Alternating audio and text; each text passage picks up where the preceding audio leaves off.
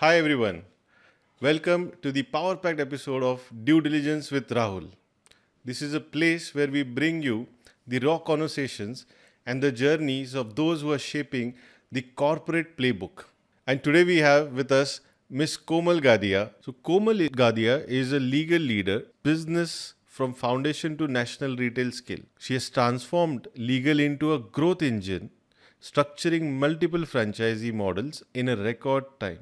Her legal style is bold, precise, and commercial, driving expansion, compliance, and brand protection across India. So, Komal, how would you define your role currently that you're having in the organization? Does it goes like general counsel, strategist, or a business architect? Sure. I would say, Rahul, my role has gone beyond being a core legal advisor. I'm more of a business strategist. And when I say so, like we have interacted about it, what I enjoy the most is strategizing the business strategies. And for me, legal as a function is a big catalyst to it. And why do I say so? Is because you would notice legal, if brought in early, can shape the strategy, can build the structures. And that's done, you assess the risk, you evaluate the nuances, you know the ambiguity you need to deal with. Not in all situations you would have an absolute clarity in terms of the outcome that you wish to achieve. You know a purpose, you know that you wish to accomplish a journey. So to give you an example of the recent business that we started at Aditya Birla Group is the jewelry business. We started 2.5 years back. It was on the whiteboard. We just knew that we wanted to be into this business. Now this was supported by a lot of research work. Now the beauty, we did together as a core function was legal was brought in early while strategizing the business. And at that point in time, we decided that what do we want to do? How do we tackle the challenges? We were not the first who were coming into this business. There have been, kind of big industrialist people and, who have been doing quite well. What is the difference that we were to create? And that's what we brought on table as legal. And people see through us. And it is quite important that you allow yourself to be open to ideas. And that's what we did. We prepared ourselves, we were focused, we evaluated risks, we evaluated opportunities. We were very clear, we were very focused that we want to scale up, and we had a 5 years or a 2 years or a 10 years plan. Now scaling was something which was of paramount importance. At that point in time, as a legal function, I always wanted to ensure that our backbone are strong and we're ready for the scale. And for that, we only don't have to review contracts. There's a misconception that legal is either meant to review contracts or is legal is a litigator. But legal is far more beyond that. It is a function who helps shape you up the purpose. It helps you to achieve.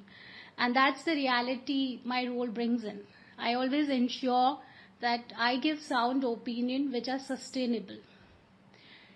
While there are certain aspects where risk comes in, but it is important that you bring those risks to the table and let the management take a sound calls. It is not important that you always say yes to everything. A lawyer is an efficient lawyer who knows gracefully when to say no, but at the same time find viable solutions. That's why we have moved on from the principle and that gives me immense pleasure as coming from the legal fraternity, from the era 10-20 years back where we were considered as intruders, and now we are considered as facilitators, and that's a collective reputation we have built for ourselves. We are no more a risk giver or a risk assessor, but we are a risk mitigator. And just after doctors, I always compare and I keep telling my team that your profession is equivalent to a doctor. A doctor in an operation theater will never say I will not be able to save this patient. He or she will give their best, and that's what our profession calls for. that is something I make sure in my role, that I bring that kind of acumen to the table, that people appreciate the value that is, kind of there. It's more of a catalyst role. Let's put it that way. That's what I lead through an example. But very well put, Komal, for this. So, if we have to bring it to this point that legal strategies are no longer only about compliances. Now, we see lawyers, as you indicated, in-house counsels are brought in from day zero of business planning, which you gave as an example. If you have to sum it up in 3 or 4 critical points, if that was not done, what kind of challenges ultimately that business planning or that business will end up suffering? If you can put it few points. Sure. See, if you don't bring in legal right at the strategy stage, I'm sorry for my MBA community, but I don't mean to offend them, but there's a misconception that structuring is always the MBA's, kind of a job.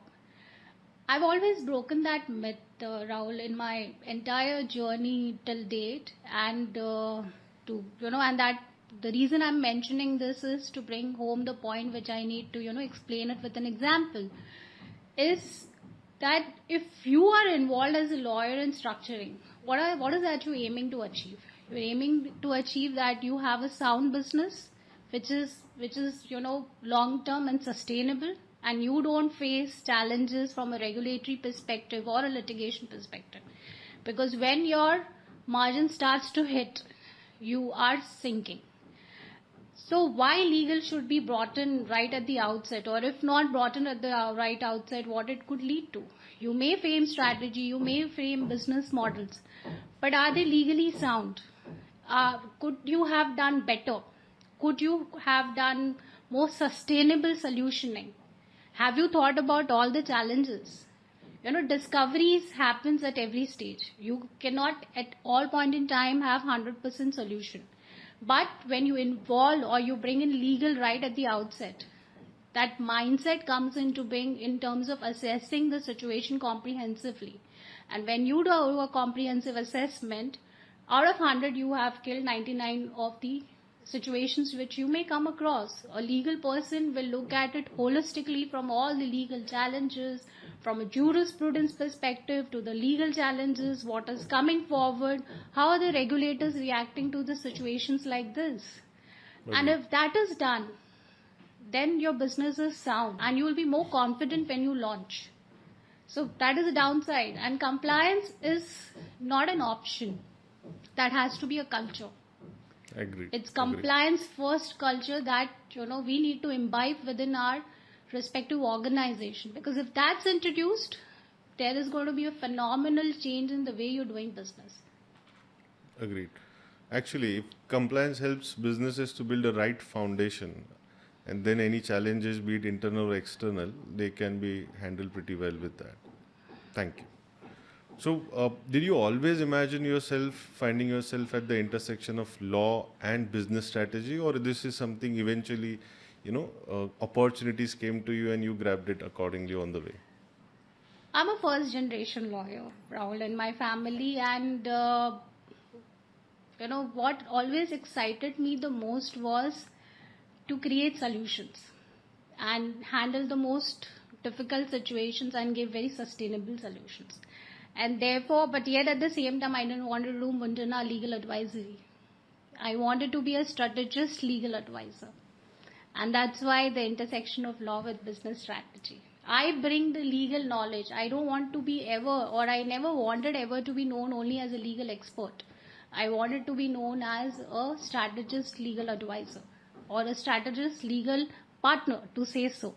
If that happens, the respect that you have over the table is very different. And this is how I have imbibed that in all the kind of work that I've done. I've always ensured that I'm not only talking law. My role is not to come and open the book of a law in front of, 100 audience in a boardroom or in a meeting and say that this is possible, this is not possible, you cannot do it. That's the last thing anyone would want to hear.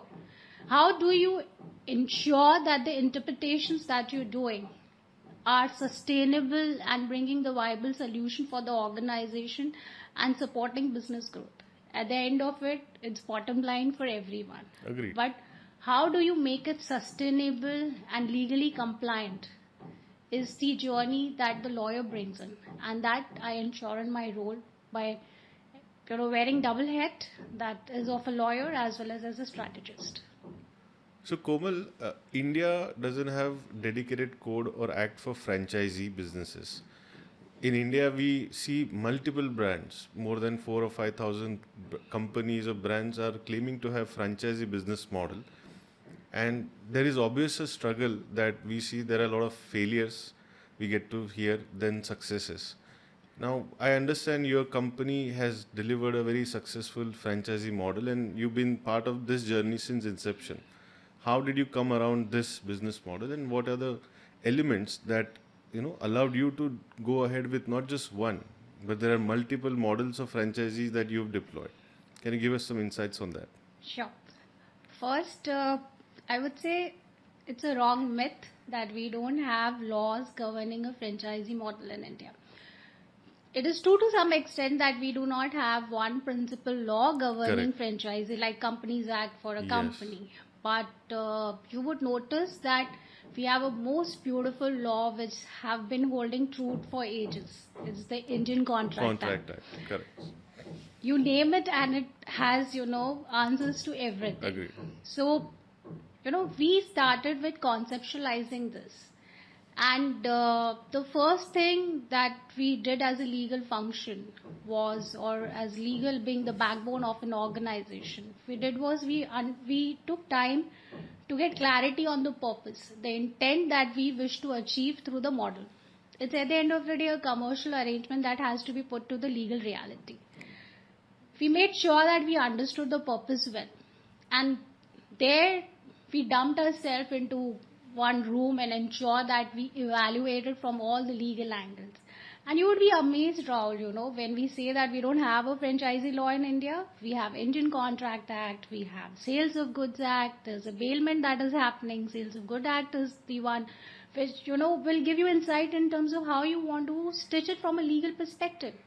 Competition law, the most important law, and you would kind of understand why am I bringing the perspective of competition law. Very important when you're framing and structuring a franchise model. But this helps the franchisor, the brand owner, because brand owner is already in committed position for businesses and to attract more franchisees. But from the point of view of a franchisee partner, sometimes they are new to the business side and probably they need some more solid arrangement which allows them to have one dedicated act or forum to kind of look at it. That's what we get to see as a law probably in US market, where there is a protection, there is rules and regulations which are governing this franchise or franchisee relationship. On that context, I was getting to the models part also. So what are the models that you ended up deploying, and according to you, where do you see less challenges from the franchisee partners operations point of view? Sure. Before I reach there, I just want to quote unquote, early in my days when I was working with the regulator on, some law making aspect, I was on a committee. And there was a very beautiful statement made by a regulator. The regulator said that for everything, you don't need a new piece of law. India as a country have beautiful piece of legislations. You have Indian Contract Act, like I said, and you have multiple other laws. It is not necessary always, and it serves the best interest that you combine everything into one law. I'll give you an example. The nuisance people are, this day facing under the new consumer protection rules that, so that they are trying to imbibe everything on in terms of e-commerce, related party transactions, and it's just going crosshair. So if it's sometimes, it is important that you don't have more legislation to govern something. You understand the spirit of law. If the spirit of law and context is understood, what the regulator wants you to do, and at the end of it, it's a bilateral arrangement. Okay. It's between you and me. It is more, soundproof if we have a right understanding. And in my assessment, that's my personal point of view, that we already have Indian Contract Act dealing with bilateral arrangements. Okay. In terms of your question, what kind of models I've worked on, we worked on various models, not necessarily dealing with confidential data, But fundamentally, we ensure that how do we balance the interest of both the franchisor and franchisee. Naturally. You had a question that, what I'm talking about is largely in the interest of franchisor. Answer is not necessarily yes. It, in fact, let you know that what are the boundaries you need to create for a franchisor from a legal perspective. A simple example of it, and that's something that you questioned me also. You must have noticed the jurisprudence which have evolved on the franchisee model. N number of FIRs, N number of, maybe Which you're is not not the meeting. right way to go about and handling that conflict scenario also, right?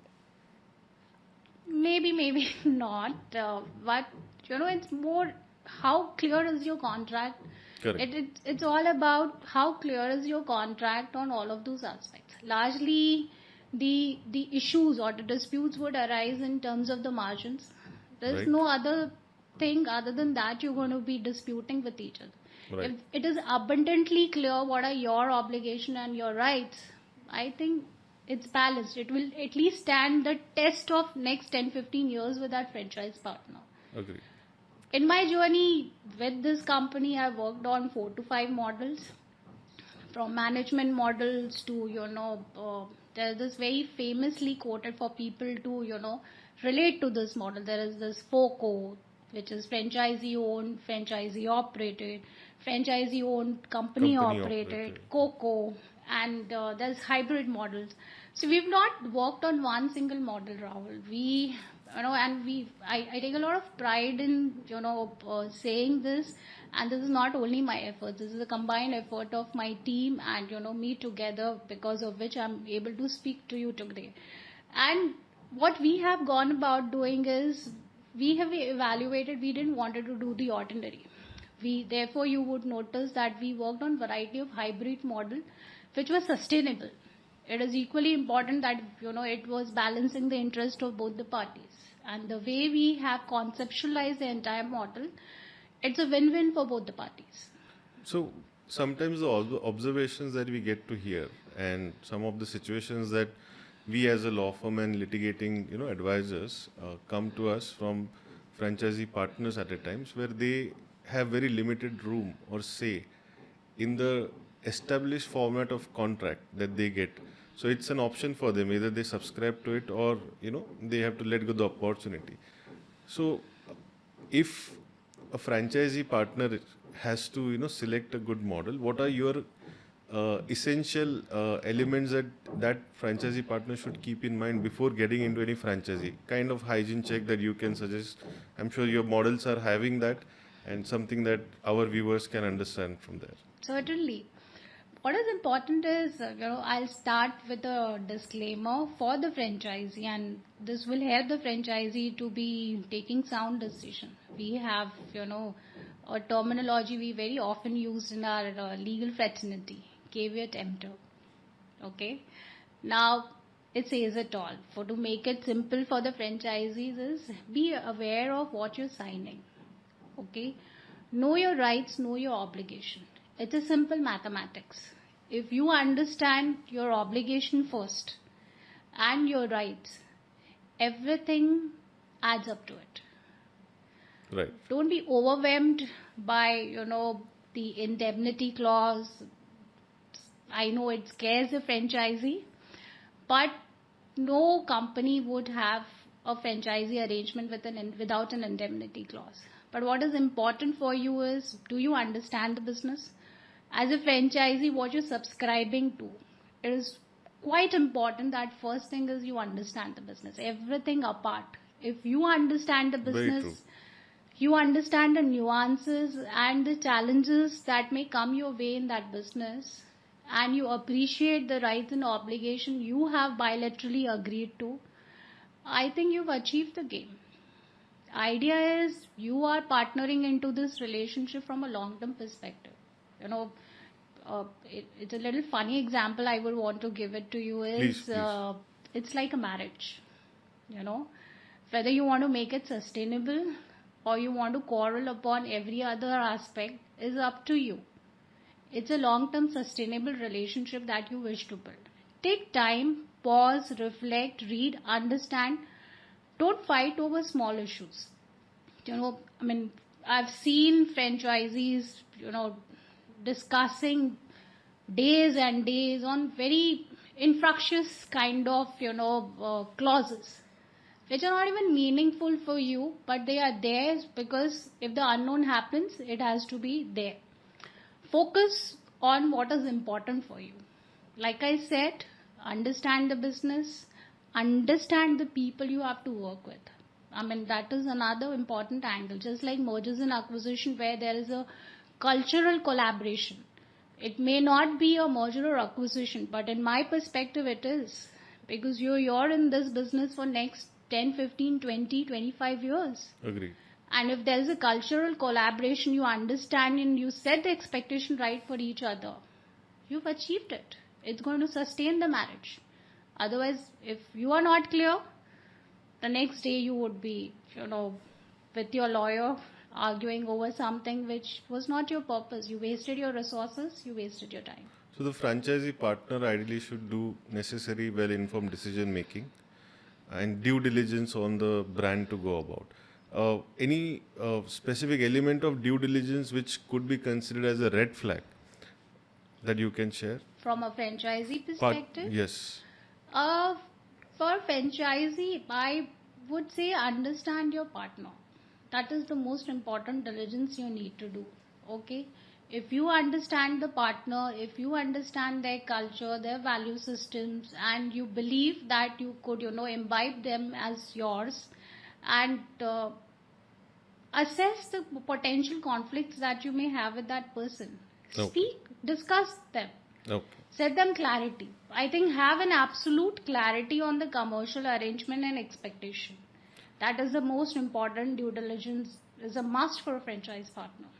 Some of the situation that we often call our franchisee partners to consider as a red flag could be when there is no proper deployment of the agreed services or materials or trainings related scenarios. At a times there are relationships which warrant some sort of deployment of human resources for initial setting up to expansion related activities. And when there is disconnect on these simple things that are required for a smooth functioning of any franchisee partner, we at a times then guide them to explore and understand and assert their rights as to what is the alternative scenario strategy that is agreed between parties if you are not getting the support or the agreed arrangements that you're looking for. So, like I said, have clarity in your contract. The first step is your contract should be, your franchise agreement should be abundantly clear in terms of the obligations of each party. And if those obligations are not met for some reasons, have milestones.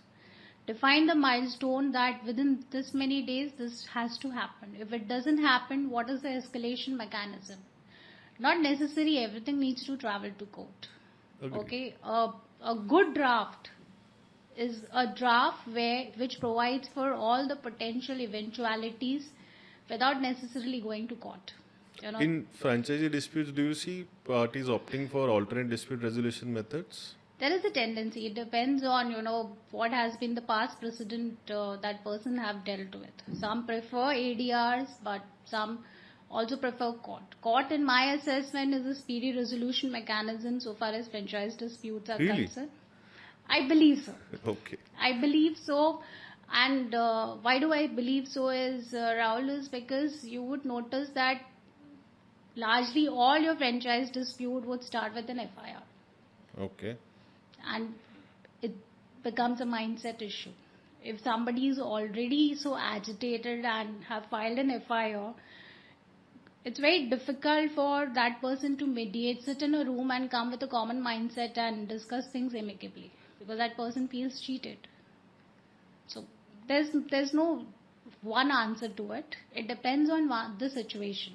But my personal thing is, I believe court is the better way to handle the disputes which are highly agitated or have reached to a stage where mediation may seem difficult.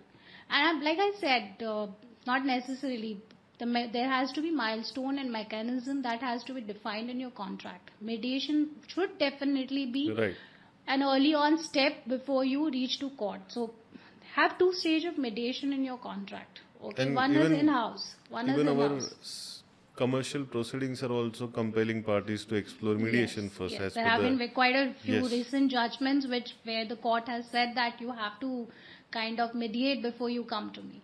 But I would say, rather than officially mediating through a mediator, first have an in-house mechanism. Let the senior most person in your organization mediate. Resolving, great. If not, then go to a mediation process. If not, then you have various solutions which are available. So, Komal, your professional journey has taken you through various sectors and segments. And one of the most talked about case that we always get referred to nowadays for merger and acquisition, Vodafone and Idea merger, telecom industry that you're part of earlier. So can you just walk us through as to how was it as an experience and what kind of challenges you ended up facing while dealing with the ultimate, goal of getting the two biggest brand of India together? It's my favorite transaction. It's a landmark milestone in my career journey, and I'll say why it would be for any lawyer of this country. This transaction, telecom is a highly regulated sector. Even the smallest thing that you perceive to do, you have to involve a number of regulators. While we contemplated this transaction, we were aware of the challenges that would come our way. You name it and we had it. We had regulatory challenges, we had competitive challenges, we had, lot of ambiguity in terms of adversity. We were aware that we had to reduce the losses because we were depleting good margins. To give you an example, what unfold this transaction to be the celebrated transaction for M&A fraternity. This transaction has set a lot of precedents, okay? And I've been author of couple of precedents that have been set through this transaction. And Very I'll take nice. a moment to share that expression, not for anything, but to share with my peers and my younger colleagues that if you have conviction and you believe that you're doing the right thing, sky's the limit. The inbound and outbound FDI laws, and if you found being non-compliant of it, how onerous it can be. We were evaluating a lot of issues or the approvals that we would need for this transaction. At that point in time, I was looking at the inbound laws. Okay. And there is this very famous concept of foreign portfolio investment. Until, I think this was year 2017 or 18 or 19. And prior to that, we had this FPI. Okay. Where usually, you would see the mutual funds investing. Correct. It was a perception issue that it's the same definition. The law got amended a year back or so. There was a Okay. perception that, no, this is that FPI and this is not a new foreign portfolio investment. I spent a night reading it all over again, and I came up with a solution saying that, listen, to do this part of the deal, we don't need approval. We can do it basis this kind of definition and the provision which the regulator has made available. So you were to come to a conclusion that you don't need approval from the board. From the regulator, from RBI, from DIPP then. And, I was very thrilled. I discovered something and I went to my management. I said, this doesn't require approval. You can take the benefit of this provision. And I shared this with the counterparty and everybody. It just took seconds for everyone to outrightly reject me. Seconds. There's a no. You're going overboard. That's kind of a very stretched interpretation that you're doing. I said, okay, never mind. We stay where we are. Right. Let's assume we will need an approval. I was not satisfied inside and I said, there's something, I need to get an answer for. I wrote to RBI. I met RBI. I told them, this is your own law. This is a beautiful piece of legislation you just enacted. I wish to know that, for a deal to happen under this provision, do I need to get an approval? And they said, no, you don't need to get an approval. Wow.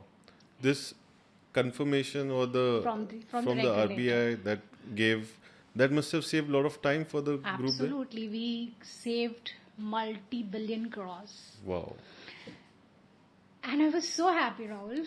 I went back to the same management, to the same counterparty, and I'm telling you, the leading law firms of this country were involved in that transaction. Yes, all the big names that we can think of. And I spoke to the managing partner of every law firm, and they were like, they were speechless. So there was no precedent like this. This was the first precedent. Wow.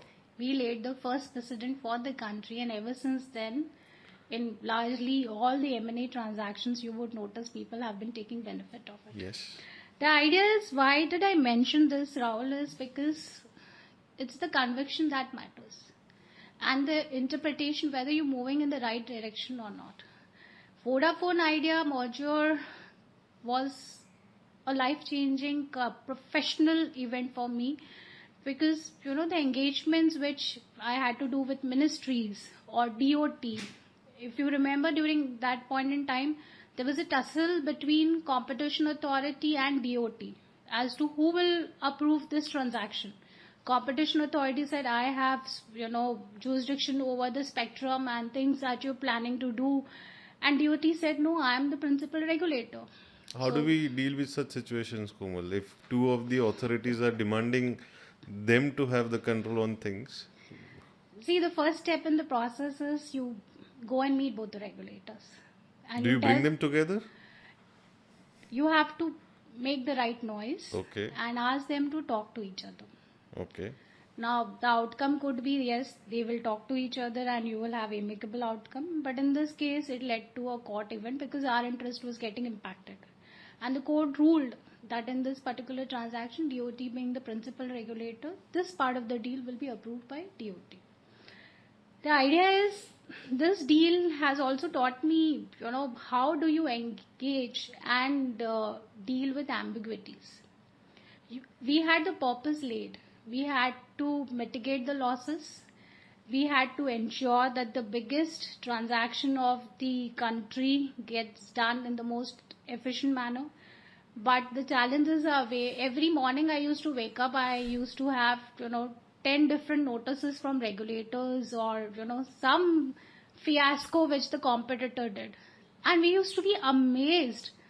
I mean, I used to say, wow, this is the level of influence. But the strength is we won over those eventualities. Absolutely. And we had the transaction in record time. And that set the precedent and that laid the achievement that amidst the adversities lies opportunities. We saw opportunities. We didn't shy from letters from MLAs to, ministries. You name it, Rahul. And most of them won't be relevant stakeholders to object or intervene. I used to go and meet SEBI ED and sir, what is happening? I mean, we need to move on. What was the timeline that was set? Now that it's completed, I'm sure this is not confidential scenario to go with. What was the planned timeline, and ultimately what is the time that you guys took to start and finish the merge? We aimed this to happen in less than 2 years, and that's how we achieved it. We achieved a little ahead of our record time.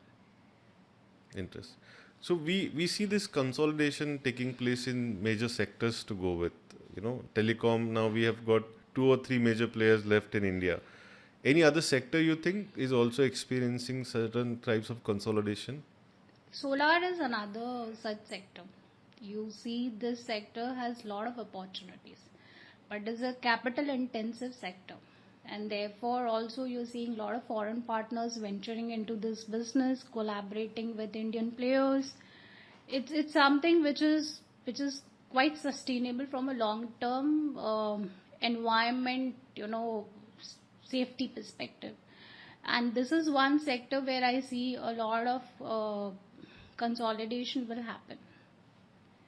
What is equally important is A shift that I have seen from the era a decade before versus now is we were focusing on a lot of acquisitions and mergers and all.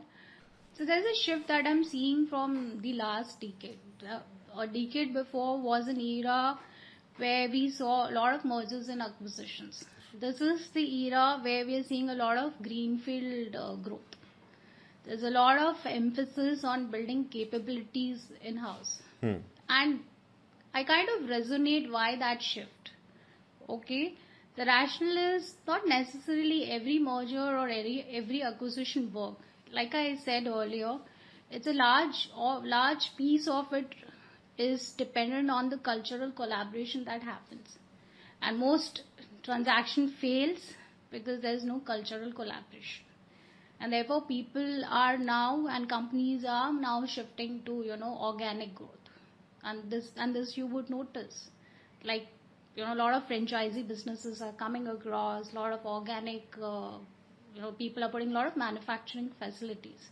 You would be, and like our PM Modi ji says, you know build in house, have domestic capabilities. Correct. And that is also the shift that we are seeing within our economy, where we were importing a lot of things from different countries. Agreed. But now the shift is the foreigners are coming to our country and building capability domestically. Agreed. Now that shift requires a different level of understanding and preparedness for our country. And that is why also the organic growth is high. People are building capacities and acumen to build the future. Rightly said. We definitely have a lot of more interest coming in, and manufacturing establishments are increasing everywhere. Hence, the public infrastructure is improving rapidly, and that is further accelerating the new investments or inbound investments that are coming in from various locations. Very interestingly, we were dealing with one of the transactions in which we were advising Indian company in acquisition of a European entity, and the basis for that transaction is ultimately that European entity wants to be part of an Indian company in India, as they see not only the manufacturing side but also consumption of their products is also happening. So we definitely are at the perfect spot as a country for this decade, or probably couple of more decades to go about. So definitely Made in Bharat is definitely helping all of us to go about. That's a cultural shift we brought for our country. That's phenomenal, I would say. We are shifting the perspective as a country we were a decade back versus now. People respect us as a country. Definitely, definitely. So Komal, we see nowadays general counsels receiving awards and invites, like how earlier only CXOs of certain companies used to get called for. Does this, uh, award for legal counsel of the year or emerging leaders, are the indications to indicate that even GCs are playing role that are very relevant, not only from the legal and compliance but also from business decisions and partnering with the CXOs at that level? And I know you personally have received many awards, and I want to understand, what do they personally mean to you? Are they validation, or are they kind of approvals or appreciation that you are always aiming for? This, you know, I feel quite humble on receiving this award. It's a it's a milestone, but not a destination. And it's the collective outcome of the trust and the collaboration that I've received from my team or from my mentors or the various stakeholders that I've worked together. It is a moment of pause to reflect and evaluate what you've done better and frame strategy for the next step. And that's what it means to me, is that yes, now I need to raise the bar for me and as a legal function to be further better version of myself. In terms of the lawyers community receiving multiple other awards like the CXOs, I would say a general counsel is as well as CXO now. You're seeing general counsel sitting in the boardroom. Quite Absolutely. unusual. If you were 10 years back, you would I be don't think amazed. any major board decisions are taking place without that agenda being confirmed by legal heads or CXOs or CEO, GCs to go about. Remember, there would be an acquisition getting announced tomorrow, and there's just a paper coming to your table to say that, okay, this is what we're doing. Hope you're okay with it. In less than 15 minutes, you have to make decision. From that to a perspective, from framing it and ensuring that the press release which is happening has your view. That's the perspective the general counsel community has brought in, and by all means, I have great respect for this community, and by all means they deserve the awards. Yes, it's a moment of recognition. It is important. For me, individually, success is not only measured by the outcomes. It is the journey that makes it beautiful. And yes, when you receive these awards, it kind of is a quite reflection within yourself that what you've done better and what you can do better, what you can do further to raise the legal bar. Very well said.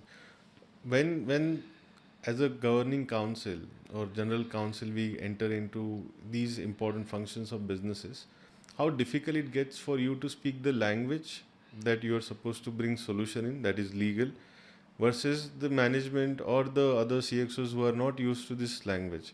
What are the challenges that you experience and how you have modeled or molded yourself or asked them to, kind of go about aligning with your strategies? Keep it simple. Don't use a lot of jargons.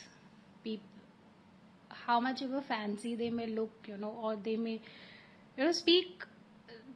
There is a very famous saying: when you are in Rome, be a Romanian. It's the same strategy. When you are in a room of non-legal people, speak their language, make them understand what do you mean to say in a very simpliciter manner. A law is beautifully explained when you make it simple. The more complex jargons and the most complicated language always leads to a lot of ambiguity. So I make sure that what I mean to say is well understood in the most simplest manner. Another most important thing that I do is educating my audience. I listen to people first.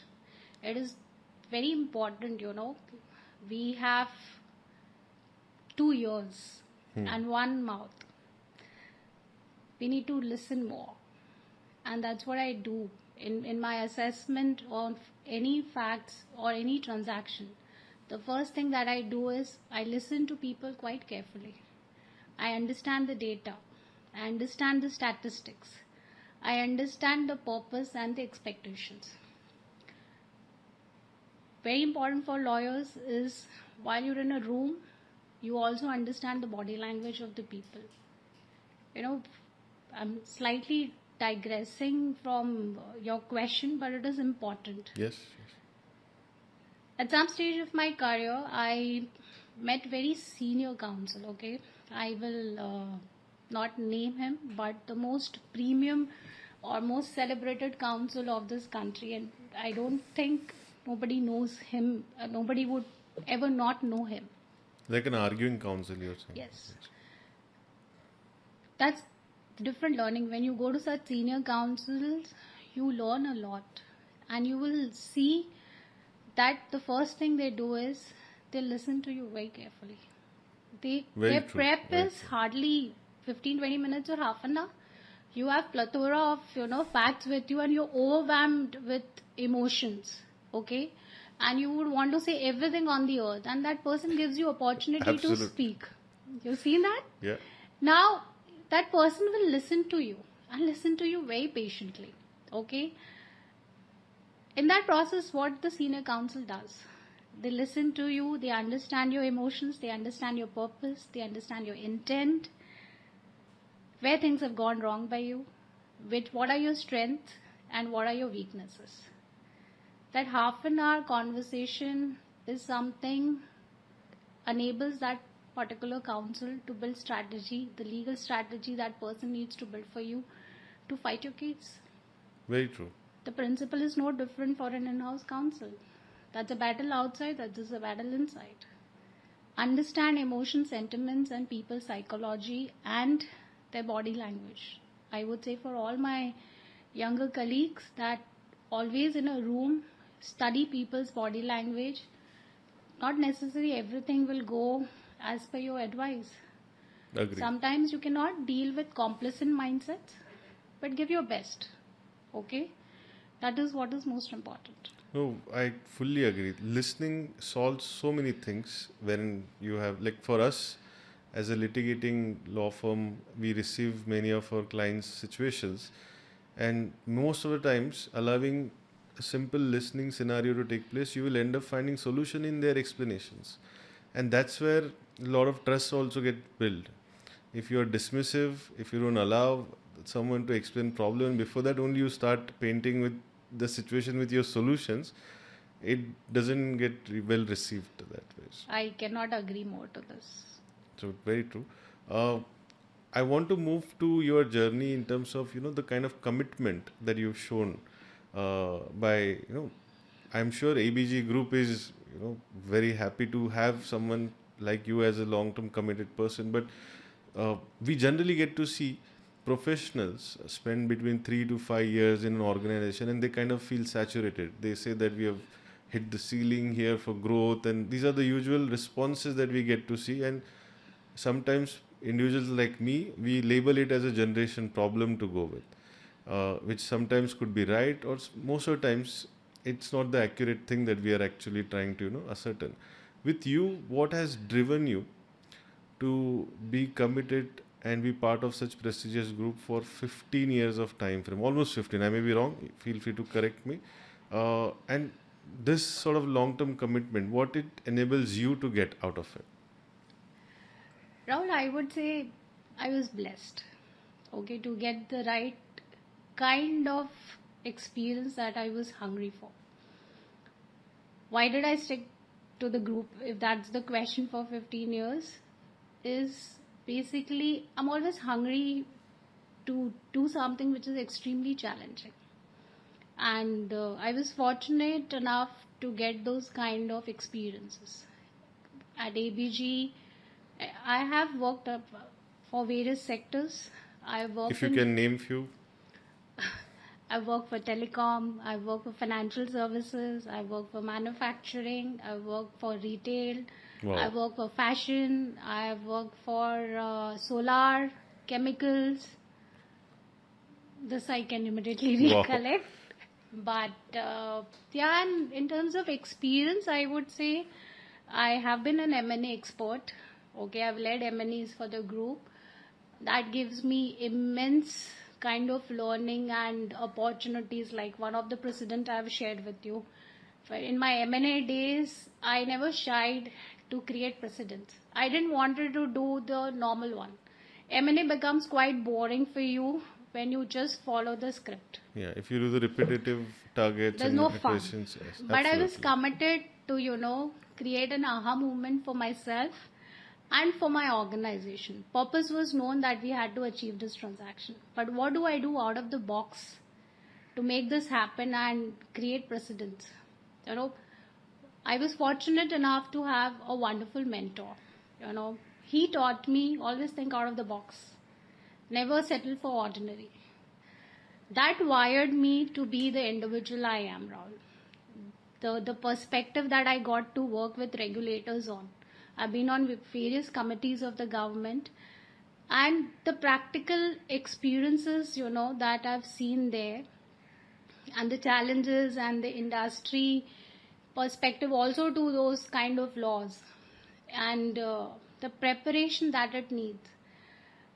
It's a highly important responsibility. When you're on a committee of a government, it may look quite glamorous to others, but when you are in that committee with the most renowned industrialist of this country, I work with Mr. Uday Kotak, I've worked with Wipro vice chairman, I Asim work with Premji. KK Mistry, I work couple of them.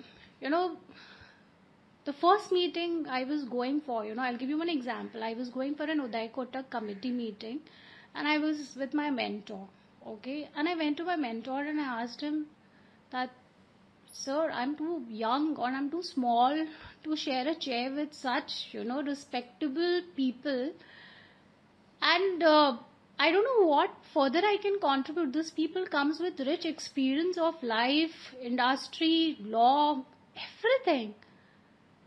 What he said, stayed with me for life and will die with me. And now, of course, it will, I'm passing it on to my colleagues and younger generation is, he said, never undermine your capability. Okay? He said, you are not known for your looks. You're not known for your age. You're known for what you bring to the table. You can make a difference in that room by bringing a perspective which no one else has thought. Everybody will respect you for the perspective you bring in there. And that stayed with me. And ever since then I went for those meetings. I was different person. And people knew me by my name. It's not boasting about myself, but, it's a sense of happiness within me that such renowned people, such respectable personalities, used to call me and tell me that, okay, you're bringing in this perspective. There was one topic where everybody was against it. This is a forum of more than 50 well-established lawyers and 50. More than 50 and big industrialists. 50 lawyers. Everybody is saying no for the subject. They said we should not bring in this reform in this country. This is going to be, something will not be taken well by the industry. I said no. I was the only one in that room who raised the voice. I said no. Why we should not? We should raise the bar. We should raise the benchmark for us as a country and as an organization. What mattered was, I said that you're only representing an industry. I'm also representing the country. And this is in the interest of the country. And that's what we need to ensure. So, that's why, how time flew, I didn't understand, while I was working at the Aditya Birla Group. And the journey has been quite enriching, moving in various roles to various sectors to working on policy. What I love the most as a legal profession is, and I keep saying this, that I love to serve the society. And serving the society just doesn't mean working in NGOs. You can make a difference by working with regulators. And that's the difference. I'm fortunate and I'm humble that I got this opportunity. And I've got the right kind of mentor in my career. It's very important that you choose a right mentor who kind of challenges you and support you to grow. If you have a very complacent mentor who agrees to everything, whatever you say, you're not growing. So challenges are something which have been always, I would say, a food to my hunger. And yes, till far, I've got that food for my hunger. And that's why the journey at the Birla Group. Interesting. You touched upon policy making and your contribution in certain aspects. Would you mind throwing some light on one of the subjects that you were actively and deeply involved in, where you had some learnings and experiences? Sure. A quite recent and much talked about law is the recent data protection law. Yes. So, right in days, this journey started 5-6 years back or more than that. I think around 7-8 years back. The first report which was built on the data protection law by Justice B.N. Krishna. I had a humble opportunity to work along with him. I studied 36 countries' data protection law. Wow. I understood the principles behind it, the challenges, the nuances, and I supported him with statistics, with the kind of perspective we need to ensure for our country. At that point in time, there was a lot of debate that we should have a law equivalent to GDPR. That is currently serving the European Union. Correct. Now, the question was, is a country ready for that kind of law? Is a culture of that nature as a country that we can adapt to a law of that nature. How do we balance interest? And at that point in time, even the Puttu Swami judgment was just out. More than serving the legal purpose, it was, the human sentiments which were coming across because of the entire Aadhaar fiasco. Yes, So very much. the Aadhaar fiasco happened, and at around that point in time, the committee got set up. And I was fortunate enough to support Justice B.N. Krishna with the kind of report we need to build, the kind of law we need to have for our country, which is going to hold for future, which will deal with all kind of challenges. Idea was not to go overboard, but to set the right foot in. So that was one of the examples. Then I have already shared with you the Uday Kotak committee that I've worked on.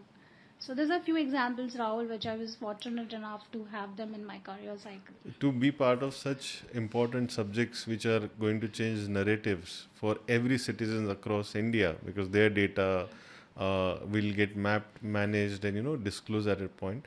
It's a great thing, great opportunity. I must congratulate you to be part of such very important committee. At our firm is part of some members associations which are to do with Bombay Chamber of Commerce and Maharashtra Chamber of Commerce and some Indo-European chambers as well. We have seen if legal professionals like us are part of these conversations while the policies are getting formed, we save a lot of hassle and trouble when wrong laws or wrong notifications or rules or regulations are brought in. The corrective measures that will call for more resources to get deployed towards that. So I believe more and more professionals like you should come actively in such panel discussions or policy making discussions wherein we can actually bring legal and business angles upfront and share the concerns beforehand. Absolutely. I cannot agree more to this. In fact, we are seeing a shift in, how the regulators is also framing law. It is an apt combination of in-house counsels and external counsels that they ensure. This helps to, set the practical aspect of it, understand the challenges, and you talked about associations. And this is a beautiful forum. Not everybody can have a chair at the panel because very limited seats. Agree. But you can definitely have chair at the association. Nobody's restricting you there. Be part of one or the other association. There are beautiful associations available. Yeah, industry specific also Industry you can go, specific or is there. region specific as well. Be part of this association. Be an active member of it. And like you said, if any rule making, that they give you opportunity to give comments, please give comments. Don't be reactive. Be proactive. The moment you become proactive, that will also build you as a professional. It's not always the desk job that you do build you as an individual. It is also how much are you involved in framing of those laws. And it doesn't necessarily have to be, like I said, only at the committees. You can do, or you can make difference in your own way and be the change. And the kind of opportunities at a times these things bring is very different. I must share this. I've been part of Maharashtra Chamber of Commerce for some years, and after my participation being observed by some of the management committee, I was given an opportunity to head arbitration committee. Wonderful. And I felt arbitration committee, so we must be having ongoing discussions and some suggestions on that.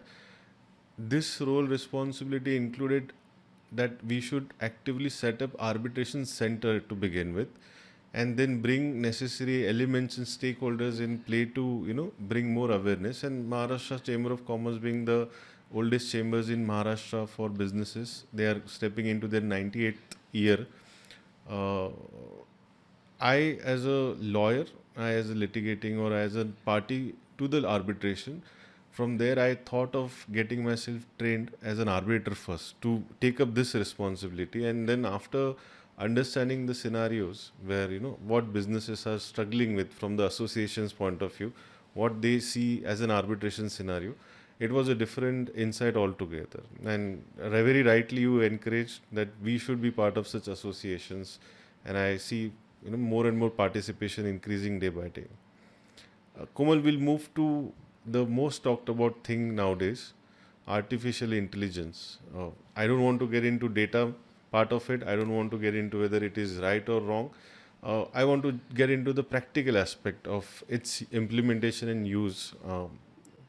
As a in-house counsel, general counsel, do you see it genuinely helping you?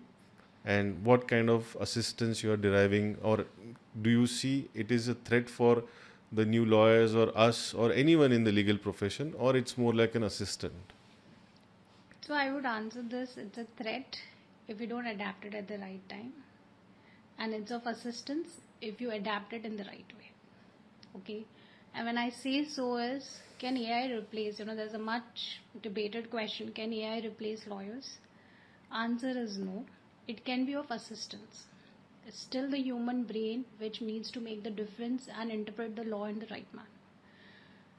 But there are beautiful tools available to make those kind of interpretation possible. Judiciously evaluate the tools which are available. Like, there are beautiful tools available for research. See what is best for you. There's no one answer fit all. Okay? Assess your requirements, evaluate options, and kind of implement them. But don't be immensely dependent on AI. That will kill you as a professional. You will lose your individuality, not from a job perspective, but the acumen that is needed for any solutioning. I think that we should not substitute. So far as research work is concerned, or the logistic part of because a legal work involves everything, right? We are heavily dependent on research.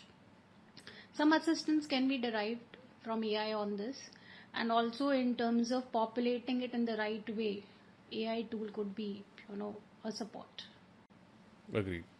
At our firm also we have adopted certain AI tools to go with, and we can see like how a shift from a physical books to Manupatra and SSU online came in. There are a lot of things that can get saved in terms of time utilization. However, the concern that when we are looking at from the lens of managing partner or the senior, and we compare our journeys to the freshers, that how they are solving the problem and bringing it as if they are the author of that solution. However, it is a borrowed solution most of the times. So, concern is always that the creative thinking should not get lost in that, and one should not become slave of the tech that way. Absolutely.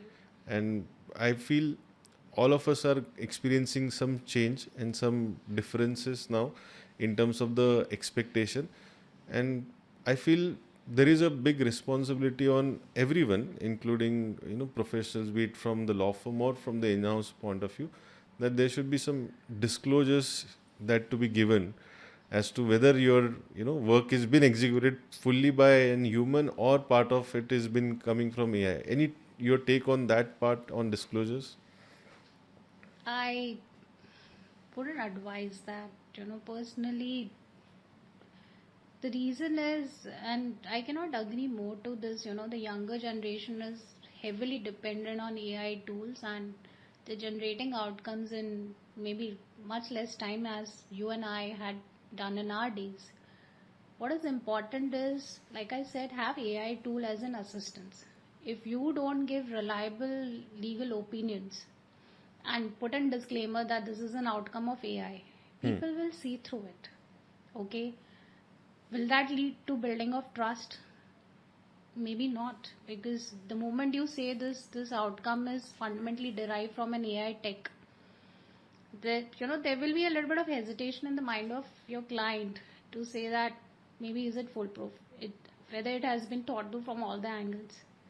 AI is going to generate you only to what you ask and what is fed into it. Right. It won't be able to look at that 11th situation. It might answer you for the 10th situation. And therefore, this is again for my younger colleagues, I'm saying that use tech. There's no problem in using tech. But never stop opening the Bare Act. Very Okay? true. Always open the Bare Act, read the law, and take assistance of any tool that you need. Because when you start reading law, when you start reading Bare Acts, your perspective as a lawyer is going to get built. In a forum or in a meeting room, you won't have an AI tool answering to the question of the client. Correct. It's you who's going to answer that. At that point in time, if you're not able to do it, I think that embarrassment is something you may not be able to deal with it. So therefore, it is important that use AI tool to your assistants, but don't make them your substitute. Very aptly said. So, Komal, since your role calls for interaction and dealings with many stakeholders across the field, across the segments, what is that one advice that you always want to give to those business partners, but because you are having one position, so you are not able to give? What would be that one advice? Never lie to your lawyers. It is very important that you be honest and transparent to them. Lay down entire facts. Remember, a lawyer is a doctor for you. The lawyer will be able to diagnose your, and I'm talking in a medical term, for a doctor to diagnose the issue, needs to understand the symptoms. The same rule applies for a lawyer. If you lay down the entire facts correct, then it is efficient for your lawyer to Agreed. build a right strategy for you. So that's one piece of advice I would give to all my stakeholders is be honest and transparent. We are your guardians. We will put sufficient guardrails for you. Idea is we'll be your compass. We'll also be your brake, but we will not let you stumble. We'll put right guardrails for you so that you have sustainable long term solutions and sustainable long term business for you. Very See true. as us as our business partners and not as intruders. No, rightly so. Unless you open up and share everything that you have been troubled with, there can't be apt solution for that. So very true, very true. Very valuable advice, Komal, from there. So Komal, how do you want you to be remembered by the next generation of professionals and especially lawyers? I would say never compromise on your integrity. Integrity is something you should always wear on your shoulder and with pride. Pressure will come your way, immense pressure will come your way. But in adversities, how strong you stand to your principles and yet give sustainable solution is a hallmark of a successful and a progressive lawyer. Read through things, prepare yourself, never go unprepared for meetings. Even if it is the smallest meeting, go prepared. Read jurisprudence, read what is relevant today, where is the economy moving. All this aspects is going to add up to you as an individual. You don't know what's in the mind of the other person. That person may ask you anything. And if you are, blank in front of, a very senior person, okay, to say so, you will be embarrassed for days. Be ambitious, be hungry for knowledge. Only one thing will help you grow in the long term is knowledge, and always have a habit of opening barracks, reading the law, understanding the law rather than being AI dependent. First interpret it yourself. The right interpretation is the first interpretation that you do. You may fail many times, but a success is a well measured initiative of multiple failures. You've seen many leaders in our society who have failed multiple times, Absolutely. but look at their success today. You will have a lot of complacent mindset, you will have distractions coming your way, but remember that you are to grow and you are the only self limitation to yourself. You know, somebody said to me in very early days to myself, and now I'm passing on to my colleagues, is you are the biggest competitor to yourself.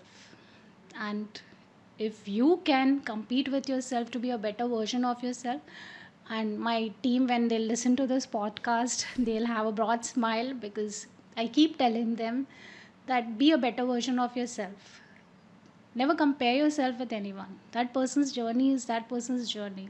You have no limitations. God has given us a blessed mind. I think if people imbibe this into their practice and take even one of this as an advice and inculcate that as a practice, I've done my work. I'll be more than happy to, see the younger generation growing further. Very pertinent sharing, Komal. I think we should have the infinite mindset to go with when it comes to improvement development, because I believe there is no end point, and as we say, lawyers don't stop learning.